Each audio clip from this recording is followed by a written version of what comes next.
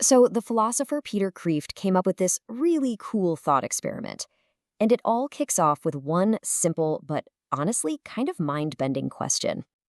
What if history's greatest questioner just woke up today? Socrates, the guy whose whole thing was knowing that he knew nothing. Imagine him just popping up right here, right now. What would he even think of our world? And maybe more to the point, what would he make us think about ourselves? Okay, so picture this. It's 399 BC, Athens. Socrates has just downed that cup of hemlock. He's expecting, well, who knows what he's expecting? But it's definitely not this. He wakes up, not in the afterlife, but in the cluttered, dusty basement of a modern divinity school. And the year? It's 1987. Talk about a culture shock. So who is the first person he meets in this brave new world? Not some great thinker, not a spirit guide, nope. It's a janitor. A janitor named Flanagan. And get this, Flanagan's very first piece of advice for the man who basically invented questioning is, hey, don't ask too many questions around here. If you want to stay out of trouble. The irony is just, wow. And right there with that one little warning, it all clicks for Socrates. He realizes something huge. This isn't paradise. I mean, he was literally put to death for asking too many questions back in Athens. And now, thousands of years later, the first thing he hears is the same warning. Maybe this strange new world isn't so different after all. Okay, let's dive into the myth of progress. This whole idea gets even more interesting when Socrates meets his first modern student, a young woman named Bertha. And she is so excited, right? She can't wait to show him everything we've accomplished in 2 millennia, all our progress. But Socrates, well, let's just say he's not exactly impressed. And this is where you see the real clash. Bertha's going on about all our amazing technology. We have cars, we can fly to the moon. But Socrates just kind of looks around at the people and he asks these really simple, almost childlike questions. Like, why does everyone seem so sad and rushed? Or why does no one seem to have any time? He sees that we have all this stuff, all this knowledge, but he's looking for wisdom, and he's just not seeing it. So, Socrates basically throws down this challenge. He says, look, if you want to talk about progress, you need 2 things. First, you need a fixed goal, right? A destination you're actually moving toward. And second, you need some proof that all these changes are actually making you better people, happier, wiser. And he looks at our world and he's like, I'm not so sure you guys have either of those things. All right, so if our whole idea of progress is on shaky ground, what about the things we believe on a personal level? This is where Socrates really rolls up his sleeves, and believe it or not, it all kicks off with something as simple as a chocolate bar.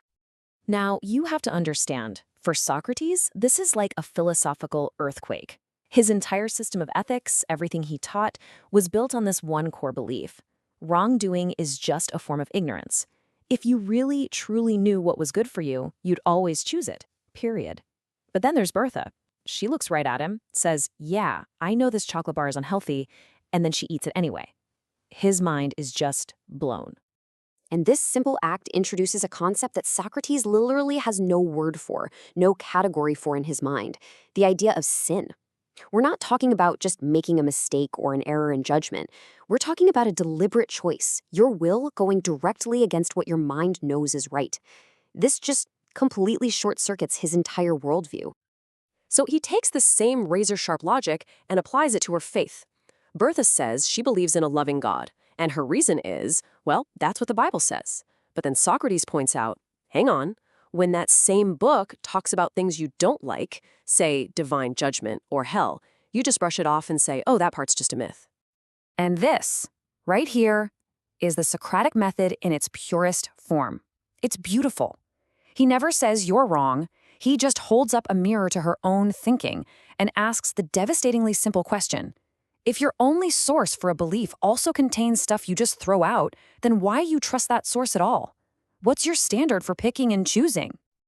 Okay, so from unpacking personal beliefs, Socrates moves on to something bigger, public knowledge. He gets into a conversation with a professor, and he decides to take on one of the biggest assumptions of the modern world, the idea that science has somehow disproven the supernatural. And the professor makes an argument you've probably heard a million times, right? He says, look, back in your day, you guys needed Zeus to explain lightning. We have electricity. You needed Apollo to pull the sun across the sky. We have astronomy. Science gives us the real explanation, so we just don't need the gods anymore. But then, Socrates just slices right through that logic with one question. He basically asks, why can't both be true? Think about it. Just because you know how a pen works, the physics of ink and paper, that doesn't disprove that there's a writer using the pen to write a story. So in the same way, just because we understand the science of how lightning works, does that really disprove that a god might be the one causing it to happen? And that's the knockout punch. He reveals the real issue here. The modern rejection of miracles, it's not a scientific conclusion. It's not something science has proven. It's a philosophical assumption that you make before you even start doing the science. The idea that the material world is all there is, that's a philosophy, not a fact. So when you boil it all down, Socrates' job in this whole thought experiment isn't to give us a bunch of new answers. It's to do the exact same thing he did in Athens, to show us that so many of our own modern beliefs, the ideas we hold most dear, are built on some pretty shaky and frankly unexamined foundations. He's the gadfly, right? That annoying fly that just keeps buzzing around, forcing you to pay attention. That's what he was in Athens, and that's what he is here. With these super simple but deeply profound questions, he forces us and the people in the story to actually defend our own ideas. Why do you believe what you believe about progress, about faith, about knowledge? He makes us justify the why behind all the things we just accept as true. And really, that's the big takeaway. Socrates famously told Athens that the unexamined life is not worth living.